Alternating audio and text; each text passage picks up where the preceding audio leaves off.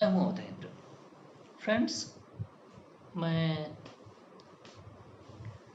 News day to day पा रहा हूँ। बड़ी एस्टॉनिशिंग, सम डिग्री प्रॉब्लमेटिक भी है, और कभी कभी तो एंग्विश करती है, कभी कभी पैनिक होती है, और कभी कभी बड़ी दुखदाई किस्म की होती है।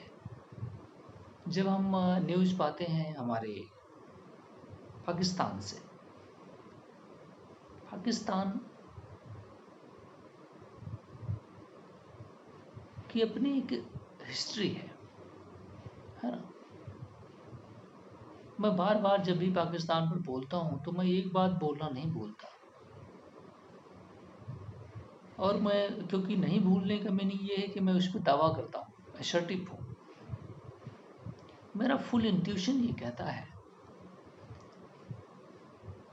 जो नेचर ऑफ द स्टेट है ना, क्योंकि इसका स्टेट का फॉर्मेशन हुआ है, लार्ज स्केल पर लोग माइग्रेट किए हैं,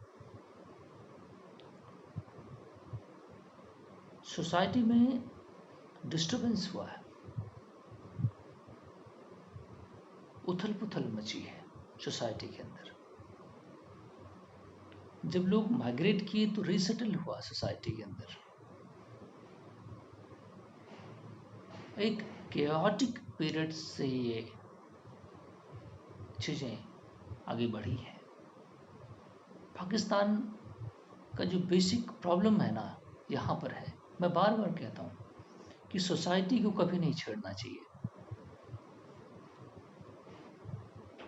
सोसाइटी को जिसने छेड़ा ना, चाहे वो उसमें हेट आपने पैदा किया या किसी भी तरीके के डिवीजन आपने पैदा किए, ऐसी सोसाइटीज़ जो है और ऐसे कंट्री जो है वो प्रोग्रेस नहीं करते। उनमें हमेशा एक काइंड ऑफ अनसेटल्ड प्रॉब्लम्स हमेशा बनी रहती हैं। जिस तरह बांग्लादेश में है, वो अनसेटल्ड सोसाइटी है, उसको नेचुरल कोर्स ऑफ एक्शन से फ्लो नहीं करने दिया गया। आप देखिए वहां पे केओस है, पाकिस्तान में आप देखिए केओस है।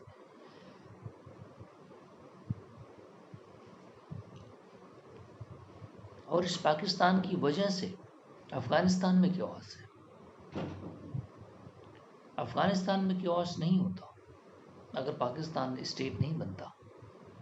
अगर इंडिया का वो पार्ट होता तो अफगानिस्तान केओटिक कंट्री नहीं बनता, और ईरान भी प्रॉस्पेरिटी से रह पाता। लेकिन क्योंकि ये पाकिस्तान एक ऑड प्लेस पर बना ही है, इसका बेसिक फाउंडेशन ही गलत है, तो ये एक प्रॉब्लम क्रिएट कर रहा है। हम देख रहे हैं कि फ्रंटियर प्रोविंस जो है इसका, जिसमें पहले फ्रंटियर गांधी जो हुआ करते थे, अब्दुल गफ्फार खान, पश्तून है ना, वो अब पश्तूनिस्तान की डिमांड करते हैं, नॉर्थ वेस्ट फ्रंटियर प्रोविंस जो थी।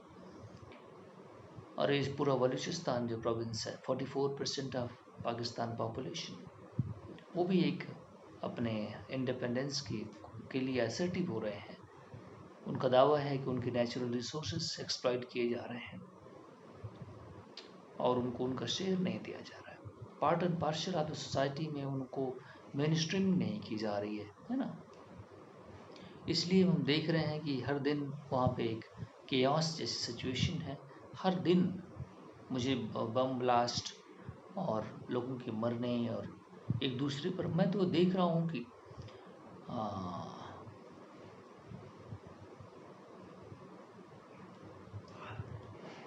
हर दिन मुझे यहाँ हर चौक चौराहे पर बम ब्लास्ट के इंसिडेंट सुनने को आते हैं। अब तो लोग यूज्ड टू हो गए हैं इन इंसिडेंट्स को लेकर के। धीरे धीरे पाकिस्तान जब बना ही है तो मैंने बताया कि एक तो सोसाइटी चर्निंग है, दूसरी उसको एक डिफेंस की हमेशा प्रॉब्लम रहती है। वो इंडिया को लेकर के हमेशा स्पेकुलेट करता है। उसके इमेजिनेशन में इंडिया के लिए एक हेट है। अब हेट तो है ही उसका, लेकिन वो एक दुश्मनी जो है ना, वो भी उसके दिमाग में हमेशा रहती है। इसकी वजह से वो अपने आप को डिफेंस के लिए कोशिश करता है। तो एक डिफेंस स्टेट बन गई है वो, उसके सारे रिसोर्सेस मैक्सिमम उसके डिफेंस पर जाते हैं और बाकी जो सोसाइटी है वो पैरिस सफ़र करती है ना। तो ये भी एक प्रॉब्लम है, बाय स्टेट फॉर्मेशन से ही दिक्कत उसको आ गई है। और तीसरी कंपोनेंट ये है कि जब सोसाइटी बनी तो लार्ज स्केल जो मुस्लिम्स हैं, सुन्नी मुस्लिम्स हैं, शिया मुस्लिम्स हैं, ये वो हैं, अहमदिया मुस्लिम हैं, कई सारे उसमें ग्रुपिंग्स हैं। कोई कहता है तुम मुस्लिम नहीं हो, कोई कहता है तुम नहीं हो, नहीं, एक दूसरे पर असॉल्ट लॉन्च करते हैं। कोई कहता है अहमदिया मुस्लिम नहीं है, हम तुमको रिकॉग्नाइज नहीं करते, और वो अपनी इबादत करते हैं तो उनको जेल में डाल देते हैं। ये सब मैं झूठ नहीं बोल रहा हूँ, ये सारे फैक्ट्स हैं, है ना। तो उनके जो पूजा करने की अपने सिस्टम है, उनको उन्होंने डिमोलिश कर दिया ऑर्डर दे करके।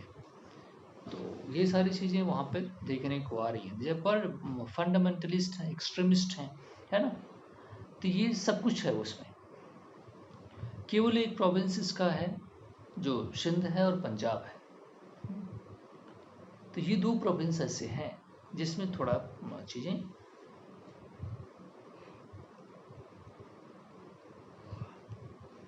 ठीक चल रही है। वो भी ईस्टर्न फ्रंटियर है, और इंडस वैली का ईस्टर्न फ्रंटियर जो है वो प्रॉपर काम कर रहा है।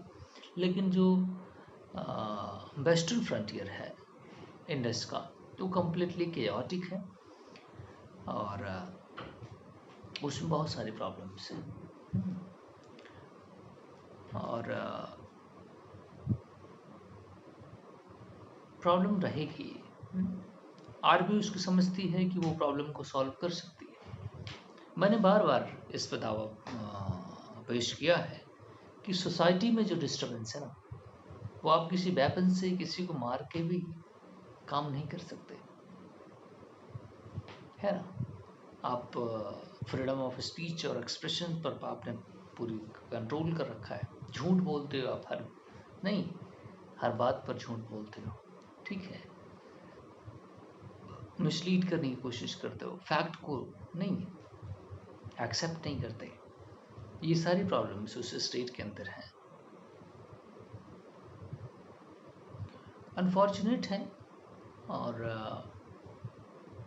मैं समझता हूँ कि ये कभी न कभी डिसइंटीग्रेट हो जाएगा। और इसमें प्रॉब्लम ये है कि ये एक अब यहाँ पे 3 फैक्टर्स हैं। पहले तो इसकी इतनी बड़ी पॉपुलेशन है, दूसरा है इसमें चाइनीज इन्वेस्टमेंट जो है, और तीसरा इसके पास न्यूक्लियर वेपन है। 3 ऐसे कंपोनेंट्स हैं जो बड़े खतरनाक है ना। इसमें चाइनीज एंगल को आप कम नहीं समझें। तो उसके बड़े अपने रूप हैं, डेट में देना, लोन इतना दिया हुआ है, और पाकिस्तानी गवर्नमेंट उसके सामने हमेशा नतमस्तक रहती है। चाइना के सामने कोई आवाज़ नहीं निकालता, ना ही निकाल सकता है ना। चाइना को अपना मित्र कहता है, और चाइनीज का एंगर जो है वो पाकिस्तान बर्दाश्त नहीं कर सकता, है ना। चाइना का जो एंगर है वो पाकिस्तान बर्दाश्त नहीं कर सकता। डिफेंस 81% रिलाई करता है पाकिस्तान चाइना पर। इन्वेस्टमेंट की बाकी जो इकोनॉमिक उसके सो कॉल्ड अपनी इकोनॉमी की बात करता है, वो चाइनीज इकोनॉमी है ना। चाइनीज लेड डेवलपमेंट है, वो ट्रांसलेट नहीं हो रहा है तो बात अलग है ना। लेकिन सारा कुछ चाइना ने किया है। चाइना की एक कॉलोनी की तरह है ये पाकिस्तान, और सूनर और लेटर ये चाइनीज इन्फ्लुएंस में कम्प्लीटली चला जाएगा, और फिर ये इंडिया के लिए चैलेंज बनेगा। इंडिया के लिए तो चैलेंज अभी भी है, पाकिस्तान और चाइना। और इस मामले को अंडरस्टैंडिंग से सेटल करना चाहिए इंडिया को, है ना, जिससे कि चाइना एक प्रॉब्लम ना बने। चाइना की जो भी इंडिया के साथ स्टैंडिंग है उसको चाइना इंडिया की प्रॉब्लम को एड्रेस करना चाहिए, क्योंकि चाइना प्रॉब्लम एड्रेस करेगा नहीं इंडिया के साथ, क्योंकि वो हमेशा एक कोई ना कोई चीज़ रखता है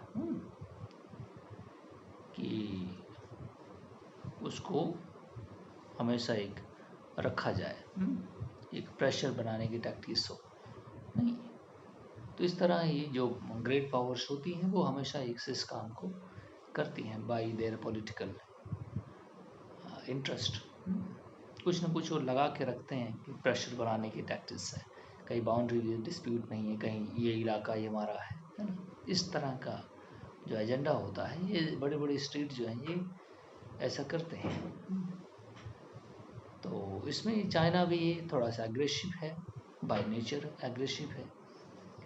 तो इस मामले को इंडिया को सेटल करना चाहिए। इंडिया को ये सेटल तभी हो सकता है जब इंडिया पावरफुल बने, है ना। कभी कमज़ोर और ताकतवर के बीच समझौता नहीं होता, ताकतवर के बीच समझौता होता है है ना। कमज़ोर और ताकतवर के बीच कभी समझौता नहीं होता। कमज़ोर तो हमेशा सरेंडर करता है ताकत के सामने, समझौता नहीं करता। ठीक है, वो टेबल पर तभी आएगा जब आपकी ताकत को एक्सेप्ट करेगा, ऐसा मेरा मानना है। तो इंडिया भी कहा जा रहा है कि कहा क्या जा रहा है कि प्रोजेक्टेड है एक्सपोनेंशियल ग्रोथ करेगा। तो अगर सारे पैरामीटर्स तो यही बता रहे, और ग्रोथ इंडिया करेगा, फिर इंडिया चाइना इस रीजन में दो ग्रेट पावर की तरह होंगे। और चाइना का एटीट्यूड चेंज हुआ है अभी वेरी रिसेंटली, पास्ट 6 महीने के अंदर में। इससे पता चलता है कि एटीट्यूड चेंज हुआ है चाइना का। बिहेवियर एक चीज़ है, एटीट्यूड दूसरा चीज़ है। एटीट्यूड चेंज हुआ है इंडिया को लेकर के, तो वो बिहेवियर में ट्रांसलेट होता नज़र आ रहा है।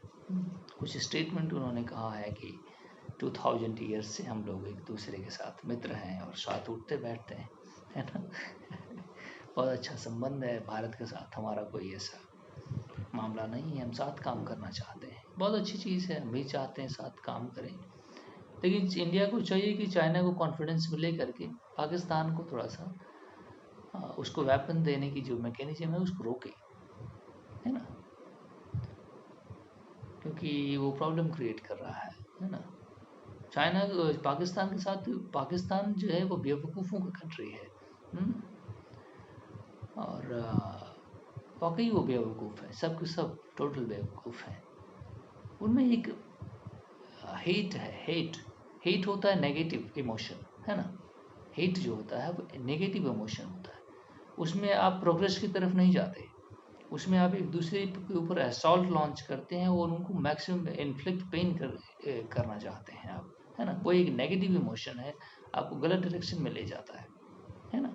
फिलॉसफी साइकोलॉजी एटलीस्ट यही कहती है कि अगर आपके पास हेट है किसी के प्रति तो आप उसमें कोऑपरेशन नहीं सीख करते, प्रोग्रेस आप नहीं कर सकते। तो ये कंट्री के पास हेट है ना, मामले सारे सेटल भी हो जाए, ठीक है, तभी इन दोनों कंट्रियों का मामला बन नहीं सकता। इंडिया को कभी न कभी सूनर और लेटर इसको रिजॉल्व करना होगा, परमानेंट सोल्यूशन की तरफ जाना होगा।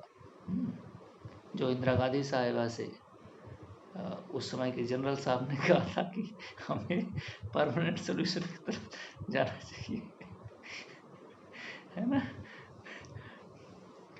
तो मुझे लगता है कि परमानेंट सोल्यूशन की तरफ जाना चाहिए।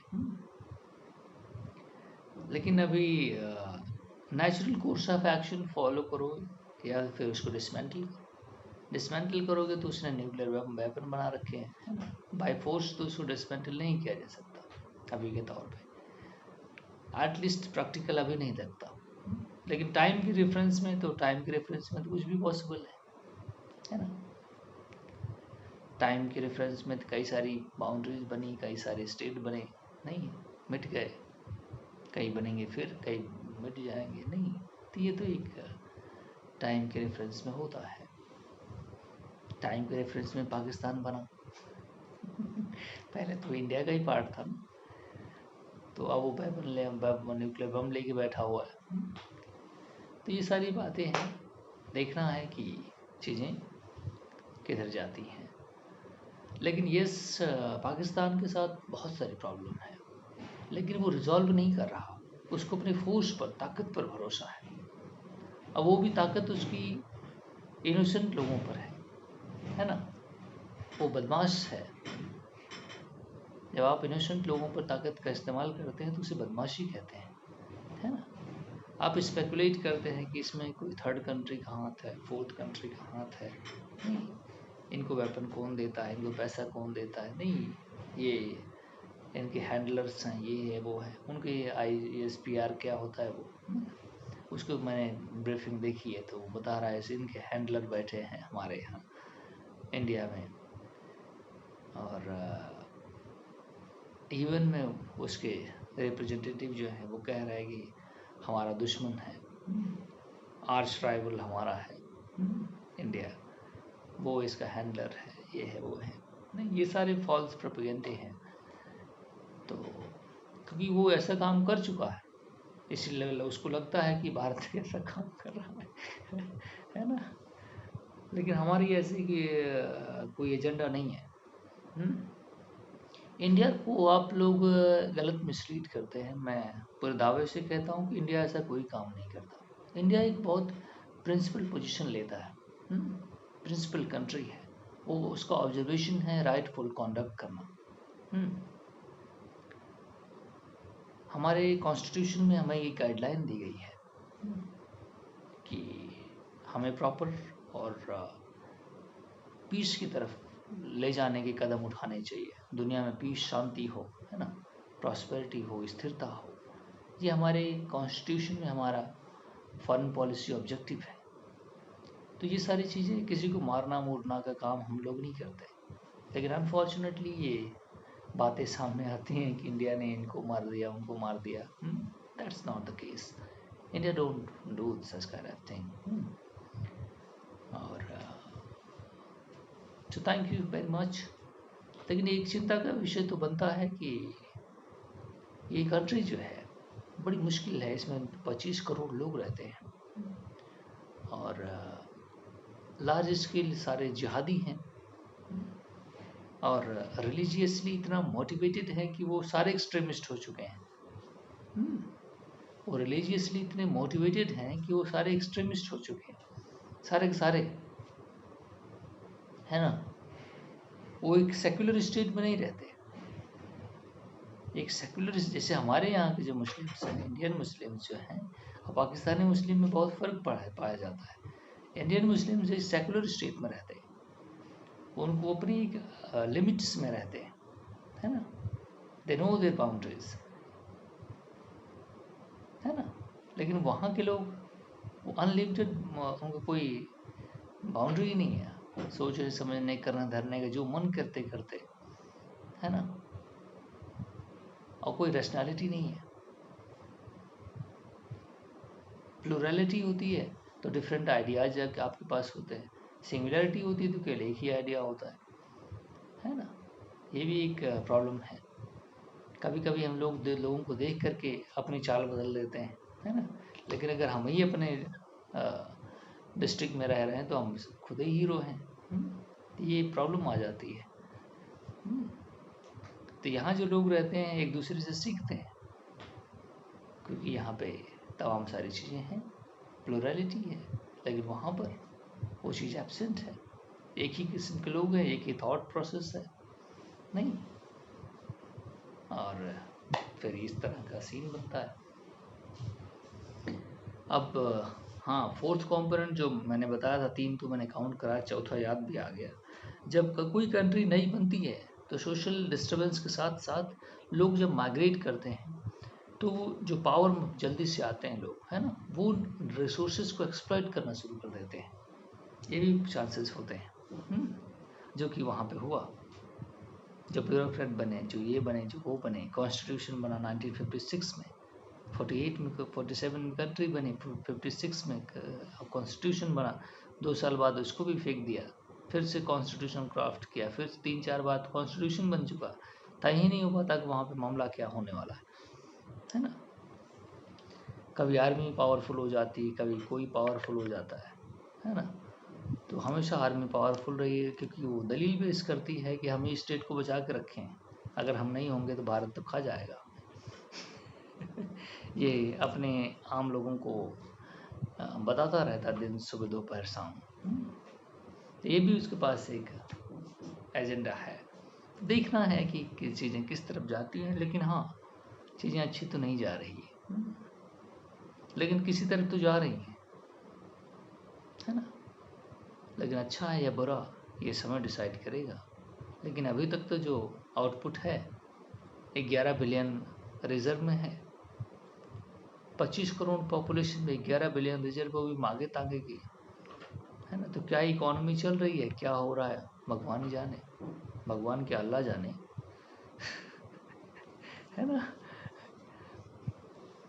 तो ये है, $2 बिलियन चाइना रोल ओवर कर देगा, 2 बिलियन सऊदी अरेबिया कर देगा, 1 बिलियन यूएई कर देगा, 5-7 बिलियन तो ये लोग कर देते रोल ओवर।